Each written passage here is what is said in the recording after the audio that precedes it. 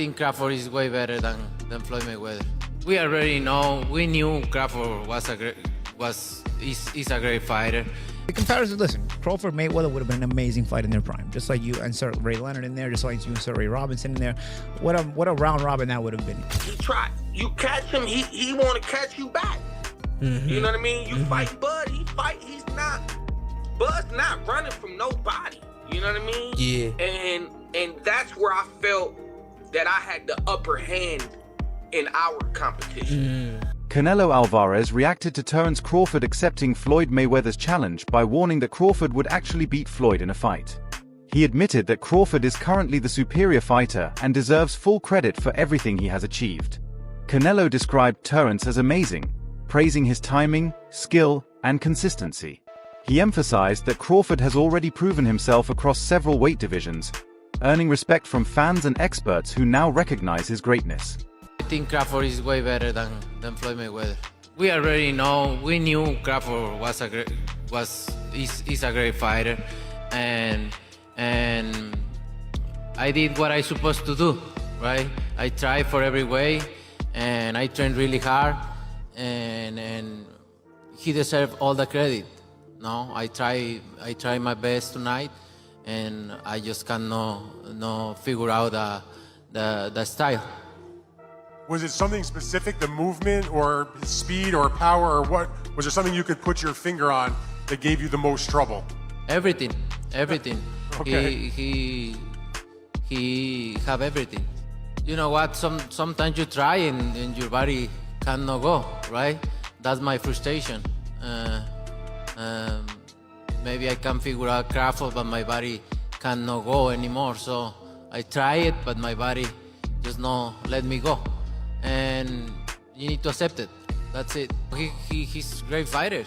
He's a good fighter. He know how to move and everything. Coach Greg Hackett shared his view on Canelo's comments about Terence Crawford, pointing out the contrast between Canelo's loss to Floyd Mayweather and Crawford's win years later.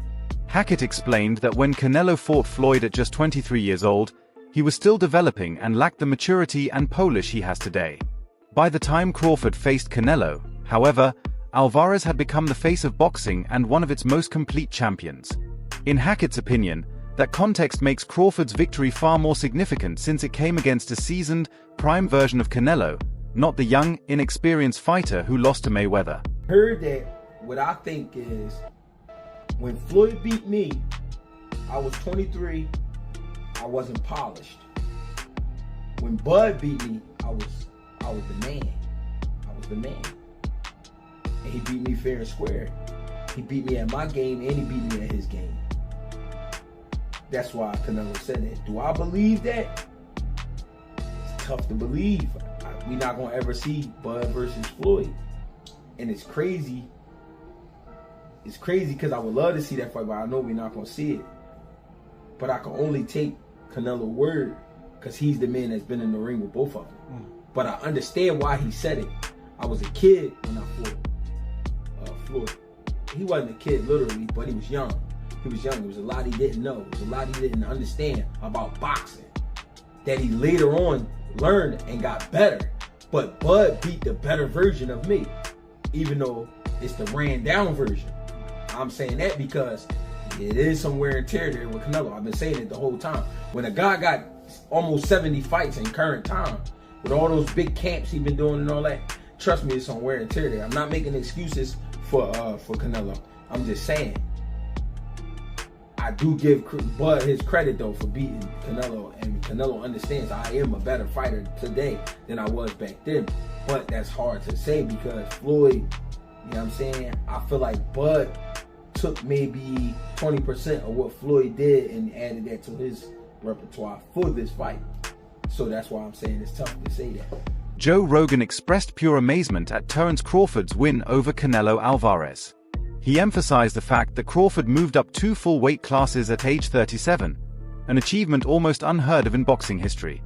Rogan stressed that no fighter at such a stage of their career has managed to step up and defeat someone of Canelo's caliber, which makes this victory historic. To him, it wasn't just a win.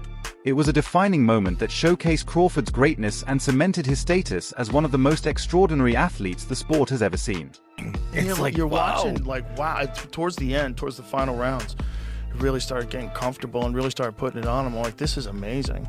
You know, one of those rare, like, that's history, obviously, right? Watching somebody do, you shouldn't be able to do that. You shouldn't be able to fight at that weight for the first time ever against one of the greatest, greatest of all time, fucking, and do what you did. It is beyond, like, my favorite, an outlier. You're beyond an outlier. You're an anomaly. Yeah, something special. And something really special. I believe he's 37. Yeah, one of those where you shouldn't be able to do that by any account. By any account. 37, my body was so wrecked. I'm like, fuck you. You know, I could barely go bowling. Pauli Malignaggi joined the debate on whether Floyd Mayweather or Terence Crawford should be considered the greater fighter. He explained that discussions like these will never truly have an answer, because each fighter belongs to a different era with unique circumstances. Malignaggi highlighted that the comparison is what makes boxing fascinating for fans and analysts, even if it's endless.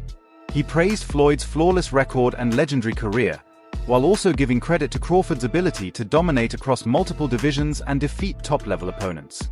For Malignaggi, the debate itself is what keeps the sport exciting. Tough 154-pounders, and it was in a young Canelo and a very tough Cotto who was punching very hard from 4 to 54. You know, remember Cotto had knocked out Delvin Rodriguez at 54. He'd still done some damage at 54, and I thought won a title at 60. Yeah, and I thought he knocked out Martinez at 60, and I thought he gave Mayweather a pretty good fight at 54.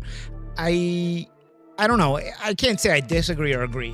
I just think that Mayweather, because it's so far away, so long ago, you know, and people sort of start to underestimate the things he did. You know, people talk about Canelo takes his repertoire from the Mayweather repertoire. No, he doesn't. Mayweather fought ex-champions. This guy's fighting guys who will never even smell, may never smell a belt in their life, and he was defending. He was fighting them. So. You know, Mayweather, even if you're saying, he didn't fight the very best, he still fought champions and ex-champions, even at 47, even at 54. Timothy Bradley gave a bold take, claiming that Terence Crawford has all the tools to defeat Floyd Mayweather as well. Bradley explained that Crawford combines intelligence, adaptability, sharp timing, and power in a way that could break through Floyd's defensive brilliance. He argued that Crawford's ability to adjust mid-fight makes him a nightmare even for prime Mayweather. Bradley's comments reflected his admiration for Crawford's skill set and his belief that the Omaha native belongs in the conversation with the all-time greats. To him, Crawford isn't just good. He has everything it takes to surpass even the most untouchable legends. The GOAT, oh absolutely. But Terence Crawford will whoop his ass. He would beat Floyd Mayweather. I'm telling you right now, he will beat Floyd Mayweather too. He will beat him too. He got everything it takes to beat Floyd. Floyd struggled in the first half against Zab Judah. Zab Judah, a damn terrific fighter. Terrific fighter, but he ain't no damn Terence Crawford. Especially from the southpaw position. Floyd didn't like fighting southpaws. Floyd reached with that right hand. You think he gonna reach against one of the best back foot counterpunchers in the game? He gonna reach with that right hand against Crawford? He gonna get slept reaching with that backhand. The way he reaches with that. That level change backhand he throws too. Man, that pull jab he does too, that ain't gonna work. That is not gonna work. Floyd got a 72-inch reach. Yeah, he had quickness, fast reflexes. However, Crawford got all of that too. He got all of that too. And he got a 75-inch reach. Great counterpuncher. Can concentrate all night. Can put pressure on Floyd. He can even invite Floyd in. Yep, I noticed. Floyd's not having success. He started to step on the gas. That's what he do. And he gonna run into problems with Crawford because Crawford hits harder than him. Some voices in the boxing community argue that for Crawford to surpass Mayweather's legacy, he must take on a massive challenge against Dmitry Bivol. Known for his size, skill, and dominance at light heavyweight, Bivol represents the ultimate test that could elevate Crawford's status even further. Critics believe that a victory over Bivol would prove Crawford's ability to defeat a prime, bigger, and technically brilliant opponent, something even Floyd never attempted. Such a win, they argue, would silence all doubts and establish Crawford as the ultimate historical figure in boxing. Let's see Bivol, Bud next, since Bud's so strong. That's what I said. Why are you talking about 54? None of them dudes gonna get you up. If you truly beat Canelo, why not be the greatest fighter in the existence of boxing? Like, Bivol is the only dude to beat 2 undisputed active champions. Like, he beat Canelo as an undisputed champion, and he beat Better Beef as an undisputed champion. Bivol, historically, might go down as one of the greatest to ever do it. If you beat Bivol and you beat Canelo, I mean, Crawford might have surpassed TBE in Floyd. Floyd has never beaten someone as accomplished as Bivol. And forget about accomplishments like perceived threat. Who's Bivol on Floyd's resume? Reports suggest that Terence Crawford is determined to make history by becoming a 6-division world champion, a feat achieved by only a select few fighters.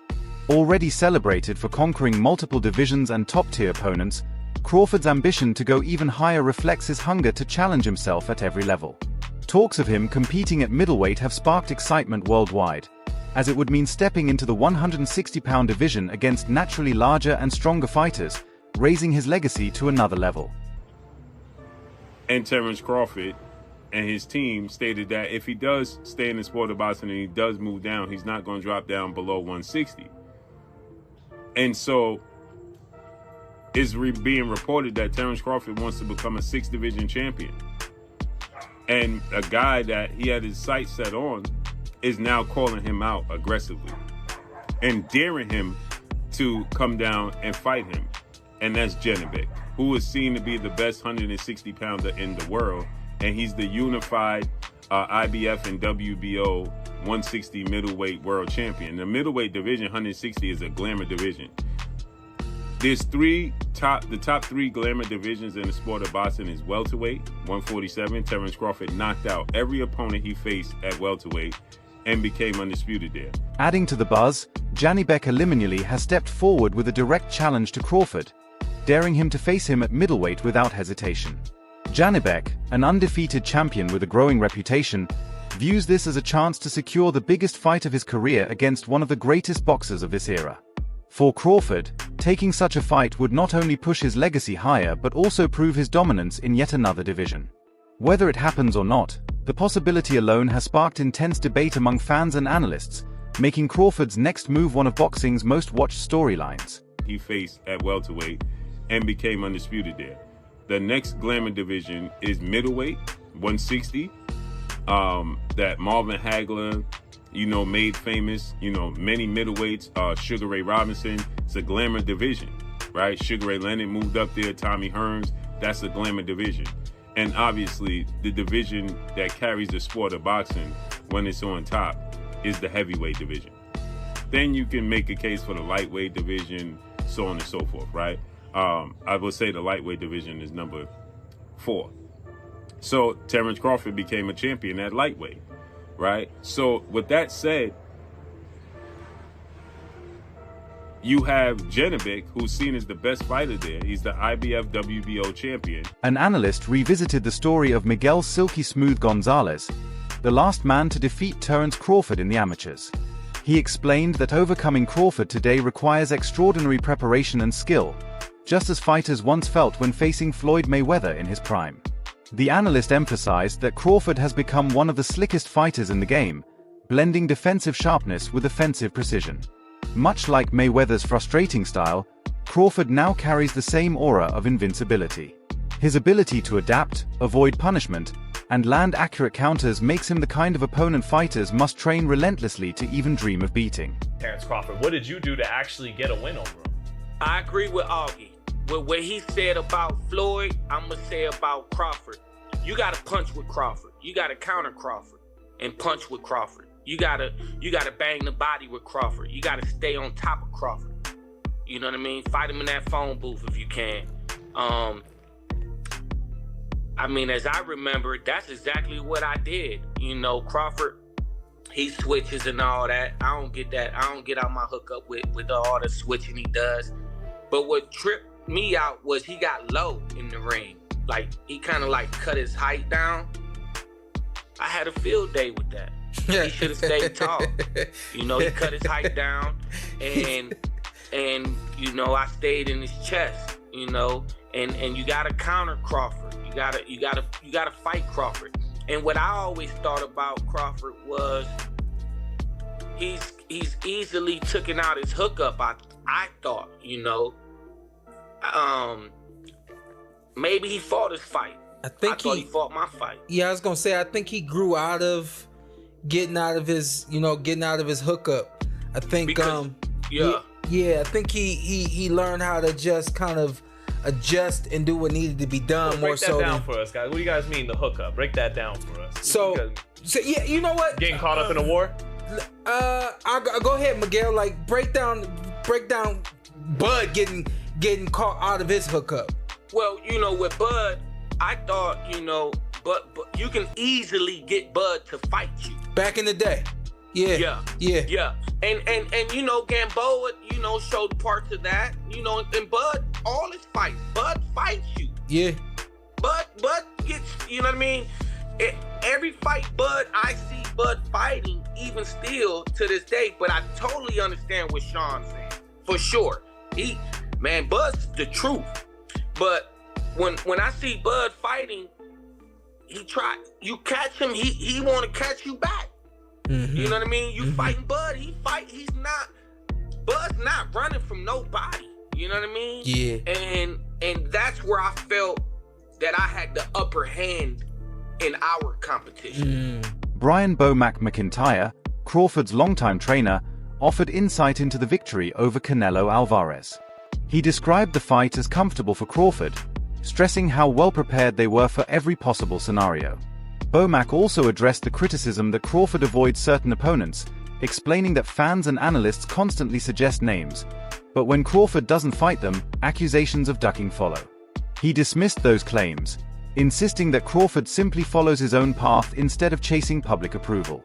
According to Bomac, Crawford's legacy is built on his consistent success in the ring, not on meeting other people's demands.